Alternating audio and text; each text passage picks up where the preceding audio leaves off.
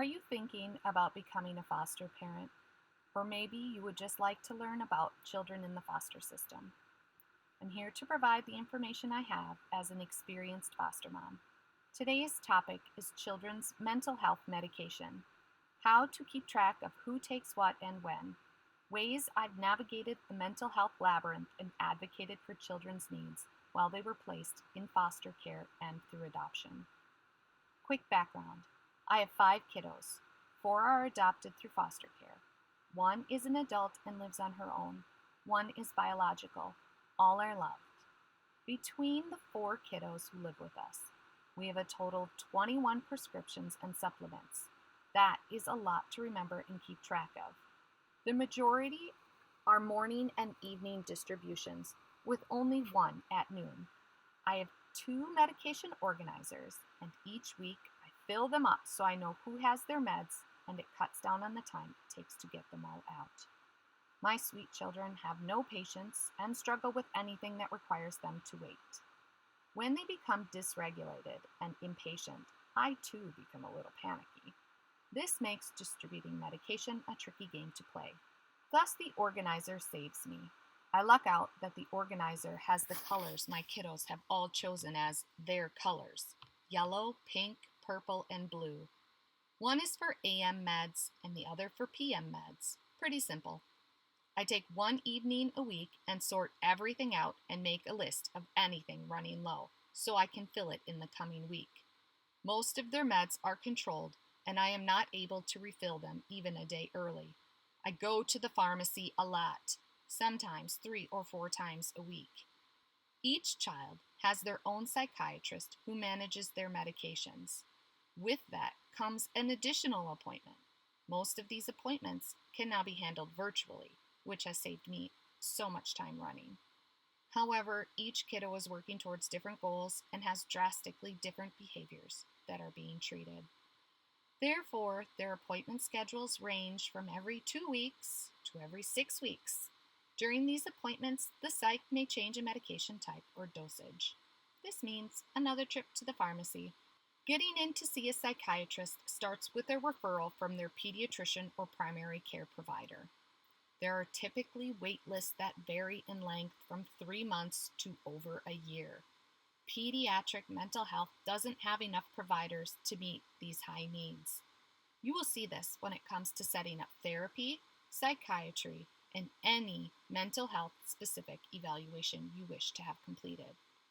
I've had to prepare many lists of behaviors that have concerned me and completed many surveys with close to 50 questions, asking about behaviors at home and school.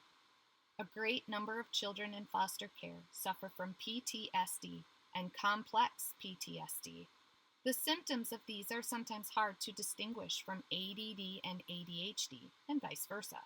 So speaking with a professional for help is imperative.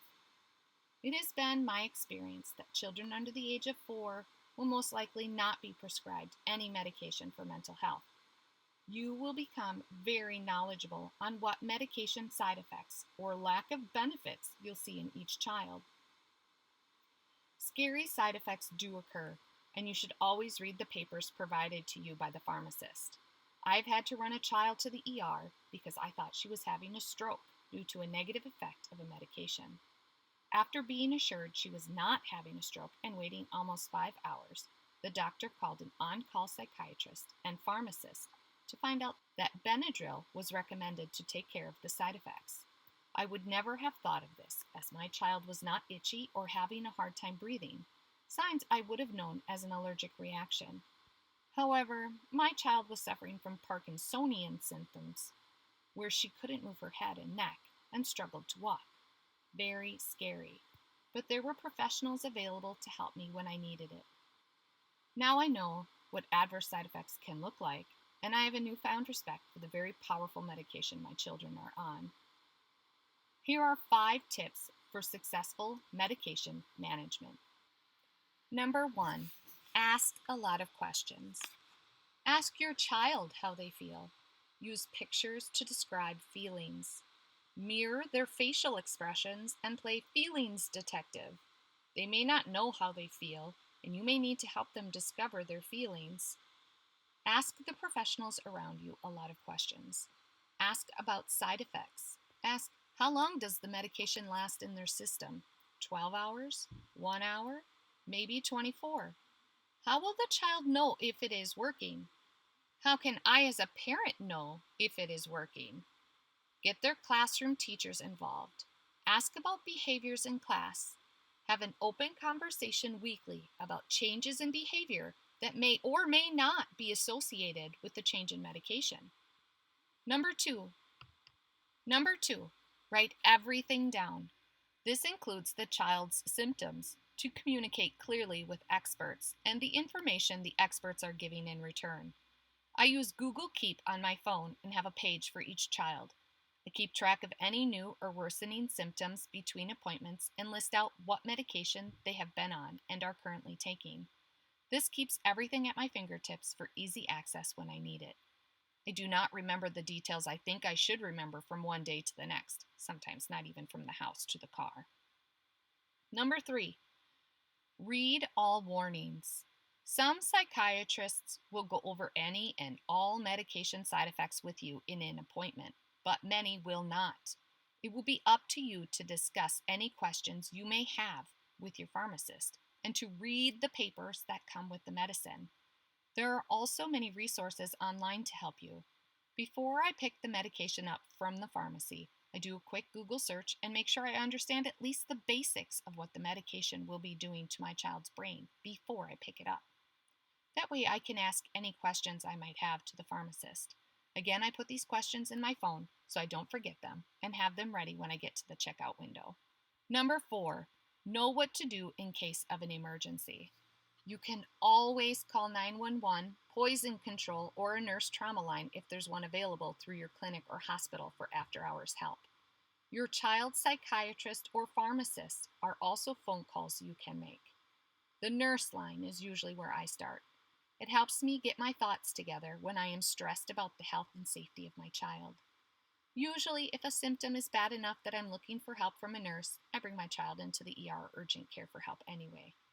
As a part of your foster parent home licensure, you should keep all of the medications in an out-of-reach and locked cabinet. Young children, and especially traumatized children, tend to lack self-control and impulse control. Older kiddos can abuse medication just as easily as an adult. Keep an eye out for any missing pills or anything that doesn't seem right.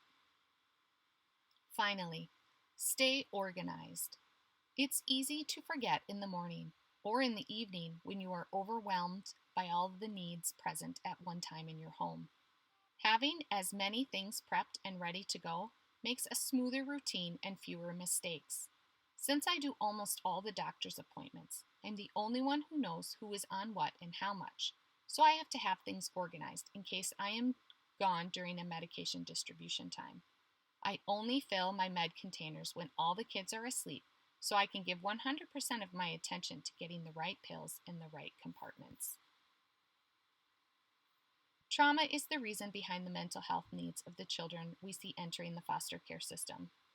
Early childhood trauma affects the brain during its development, which makes it more susceptible to mental health disruptions such as schizophrenia, bipolar disorder, ADD, and ADHD. Sensory processing disorder, dissociative disorder, dysregulation disorder, separation anxiety disorder, and all types of PTSD, just to name a few. All of which I have had in my home and cared for with therapy and medication as needed. Mental health is hard to talk about and becomes a controversial topic with some people.